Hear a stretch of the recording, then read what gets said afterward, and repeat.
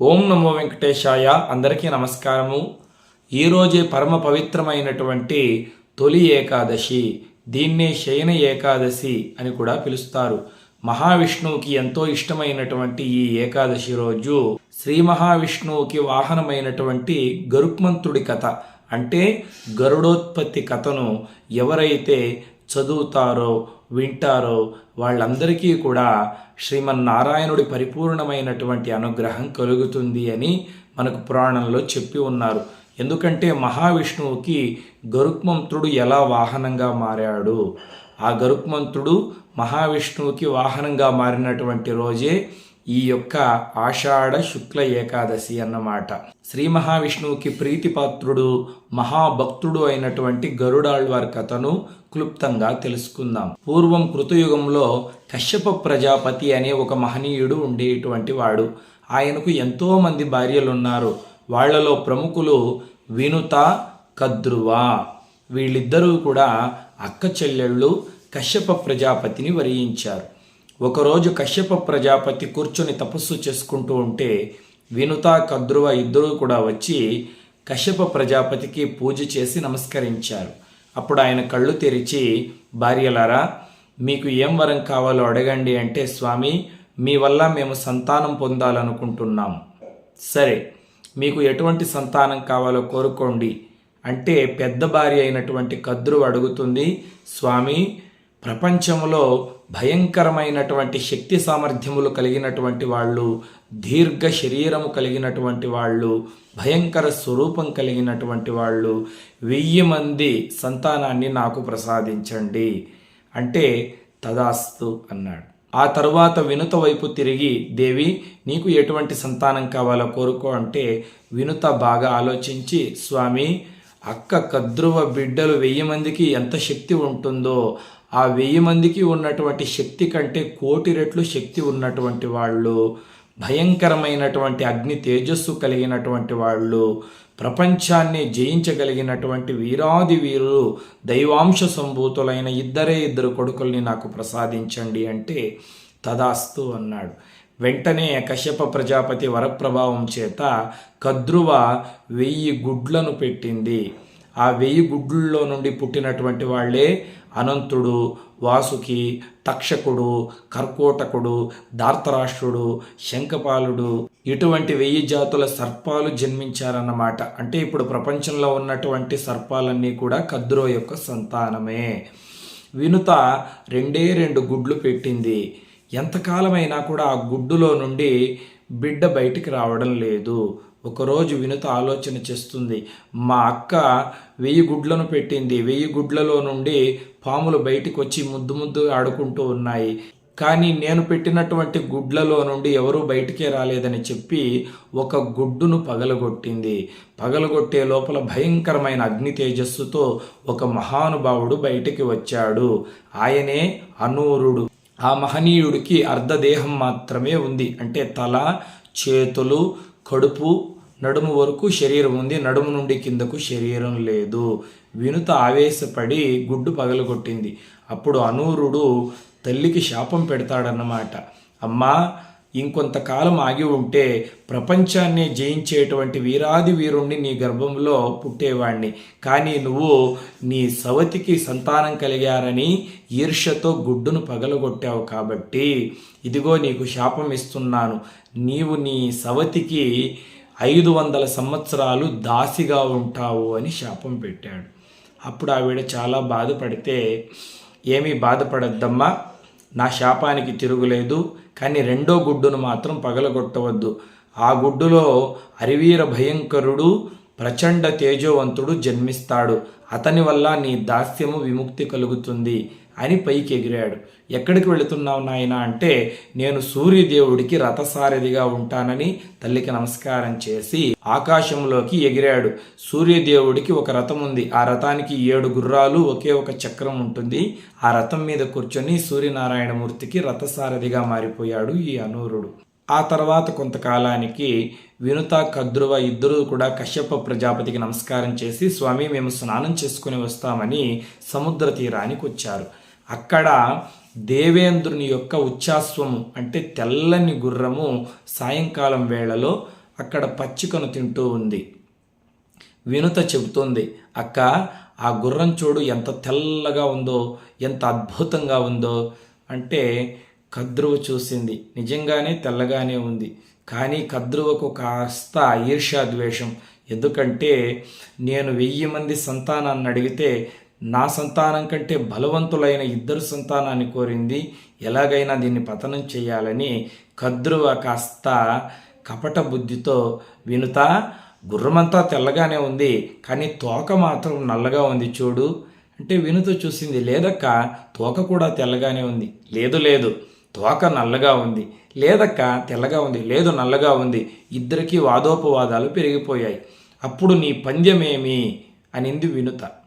కద్రు అంటుంది, సరే ఆ తోక తెల్లగా ఉంటే నా జీవితాంతము నేను నీకు దాసిగా ఉంటాను, నువ్వు చెప్పినట్లు నడుచుకుంటాను. ఒకవేళ అది నల్లగా ఉంటే నీవు నాకు జీవితాంతము దాస్యం చేస్తావా? అలాగే చేస్తానక్క అని ఇద్దరు పందెం వేసుకున్నారు. దగ్గరికి వెళ్లే లోపల చీకటి పడిపోయింది. సరేలే రేపు తెల్లవారి వచ్చి చూద్దామని ఇద్దరు కూడా ఇంటికి వచ్చేశారు. కద్రువకు నిద్ర పట్టలేదు.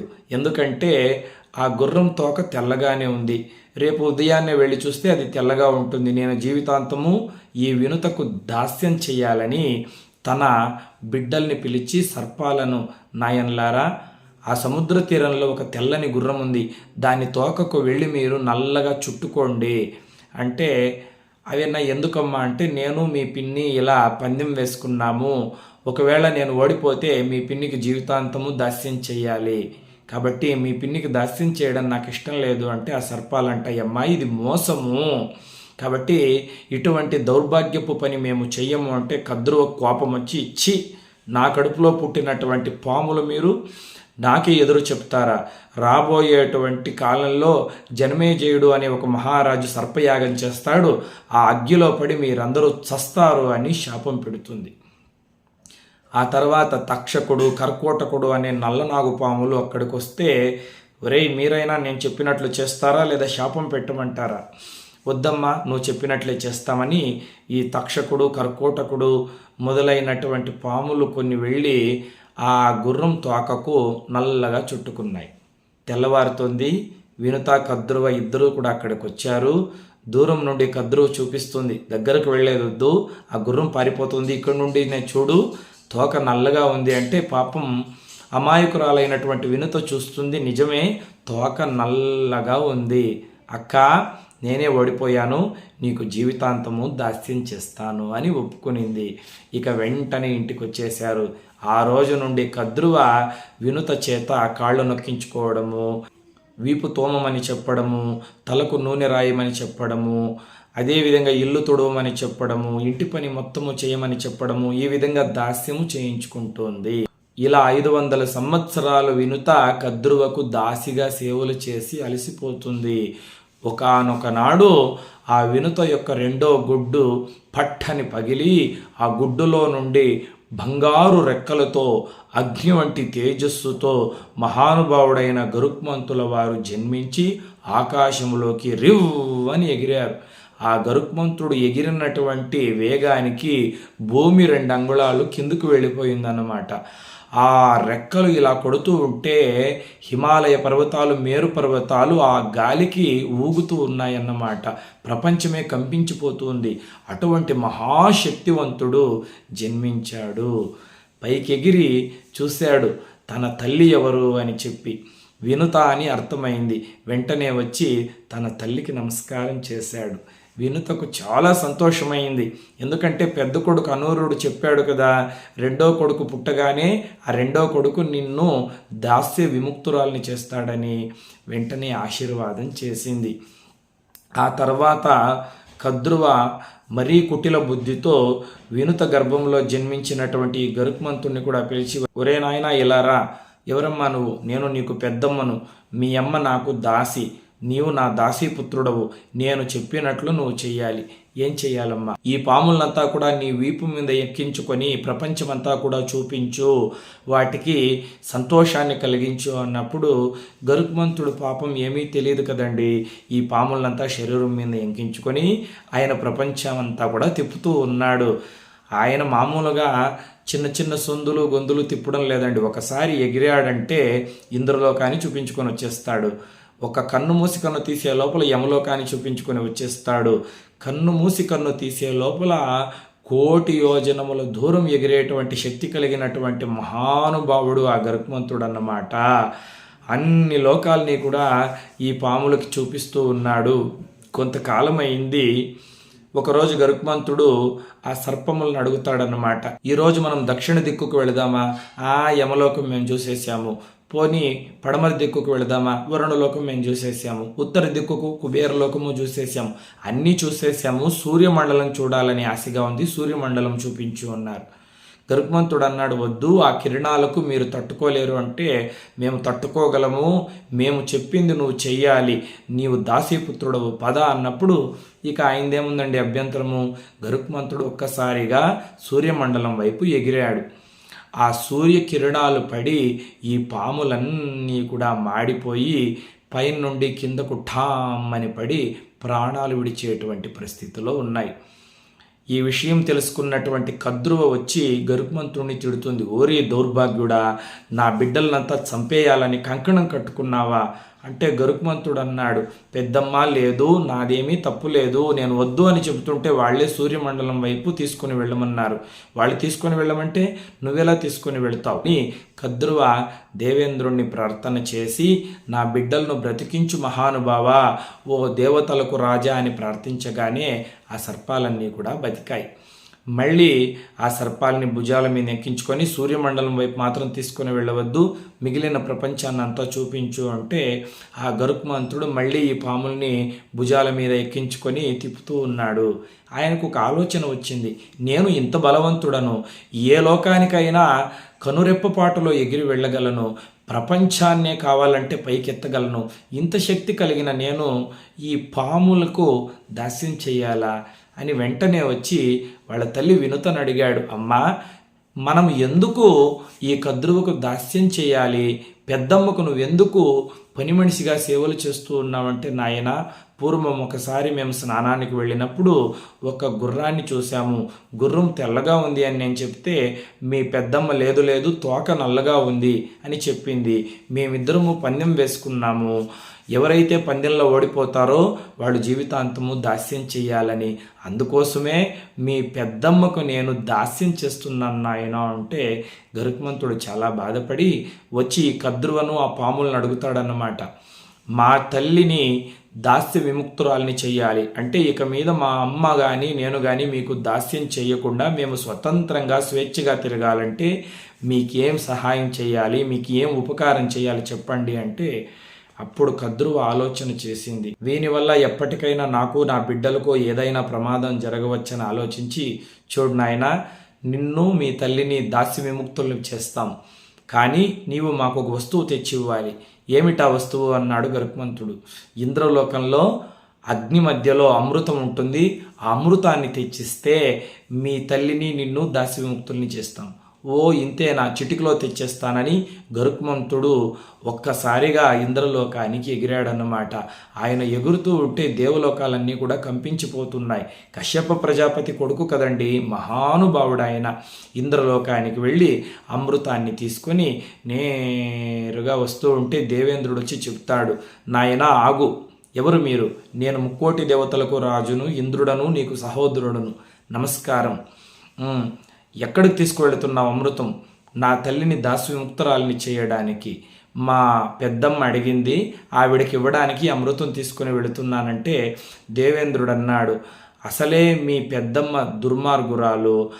కద్రువ కడుపులో పుట్టినటువంటి సర్పాలు కూడా తమోగుణము రజోగుణము కలిగినటువంటి నీచ సర్పాలు. వాటికి అమృతం చిక్కితే ప్రపంచాన్నే సర్వనాశనం చేస్తుంది అంటే గరుత్మంతుడు అన్నాడు, అదంతా నాకు తెలియదు, నా తల్లిని దాస్యముక్తురాల్ని చెయ్యాలి. సరే నాయన, నువ్వు ఒక చిన్న పని చెయ్యి. ఏమి దేవేంద్ర అది? మీ పెద్దమ్మకి ఇవ్వు, ఈ అమృతం తాగడానికంటే ముందు స్నానం చేసుకొని వచ్చి తాగమని చెప్పు. వాళ్ళు స్నానం చేయడానికి వెళ్ళినప్పుడు నేను నా ఇంద్రజాలంతో ఈ అమృతాన్ని మళ్ళీ తీసుకుని నా లోకానికి వెళ్ళిపోతాను అంటే గరుత్మంతుడు అలాగేనని వెంటనే ఈ అమృతాన్ని తెచ్చి కద్రువకు సమర్పించి పెద్దమ్మ నన్ను నా తల్లిని దాసి విముక్తులను చేయంటే ఆవిడ తదాస్తు, ఇక మీరు మాకు దాసులు కాదు, స్వేచ్ఛగా జీవించండి అని చెప్పింది. వెంటనే గరుత్మంతుడు అన్నాడు, పెద్దమ్మ ఈ అమృతాన్ని స్నానం చేసి మాత్రమే స్వీకరించాలి అంటే, మాకు తెలుసులే నాయనా నువ్వు వెళ్ళు అంటే తన తల్లిని తీసుకొని గరుత్మంతుడు వెళ్ళిపోతాడు అక్కడి నుండి. వెంటనే కద్రువ పాములకు చెప్తుందన్నమాట, పదండి స్నానం చేసుకొని వచ్చి అమృతం తాగేద్దాం, మనకు మరణమే ఉండదు అని సముద్రానికి స్నానానికి వెళితే దేవేంద్రుడు వచ్చి ఆ అమృతాన్ని తీసుకొని దేవలోకానికి వెళ్ళిపోతాడు. మళ్ళీ కద్రువ ఈ పాములు వచ్చి చూస్తే అక్కడ అమృతం ఉండదు, చాలా బాధపడుతుంది. అప్పుడు ఈ పాములు అంటాయి, అమ్మా ఈ దర్భ మీద అమృత పాత్రను పెట్టావు కదా, దీని మీద ఏమైనా కాస్త చిందిందేమో, మేము వెళ్ళి తాగుతామని ఈ పాములు వెళ్ళి ఆ దర్భ మీద అమృతం ఏమైనా చిందిందేమో చిన్న చిన్న బొట్లు అని నాకుతూ ఉంటే ఆ దర్భ కొసువుకు ఈ నాలుకలు తగిలి రెండుగా చీలిపోయాయి. అందుకే పాములకు ఇప్పటికీ కూడా రెండు నాలుకలు వచ్చాయన్నమాట. ఆ తర్వాత ఆదిశేషుడు, వాసుకి, కొన్ని సర్పాలన్నీ కూడా తపస్సు చేసి దేవతా సర్పాలుగా మారాయి. ఆదిశేషుడు మహావిష్ణువుకు పాన్పుగాను, వాసుకి శివుని మెడలో సర్పంగాను, ఇలా ఆభరణాలుగా కొన్ని మారాయి. ఈ కథ ఇలా ఉంటే ఆ గరుత్మంతుడు తల్లికి దాస్య విముక్తిని చేసి తల్లి యొక్క రుణం తెచ్చుకున్నాడు. ఒకసారి గరుత్మంతుడు ఆకాశంలోకి ఎగిరితే దేవలోకాలన్నీ కూడా అల్లాడిపోతున్నాయి. అప్పుడు మహావిష్ణువు వచ్చి, నాయన మహాబలవంతుడివి, జ్ఞానవంతుడివి, తల్లి పట్ల ఎనలేని ప్రేమ కలిగినటువంటి ఉదార గుణం కలిగిన వాడివి, తల్లికి దాస్య విముక్తం చేశావు, నీకేం వరం కావాలో ఇస్తాను కోరుకో అన్నాడు శ్రీమన్నారాయణుడు. అప్పుడు గరుత్మంతుడు అన్నాడు, నీవు నాకు వరమిస్తావా? అవసరం లేదు, నేను మహాశక్తి కలిగినటువంటి వాడిని, నేనే నీకు వరమిస్తా, ఏం కావాలో కోరుకో అన్నాడు. మహావిష్ణువు, ఓహో అలాగా, అయితే నిజంగా ఇస్తావా?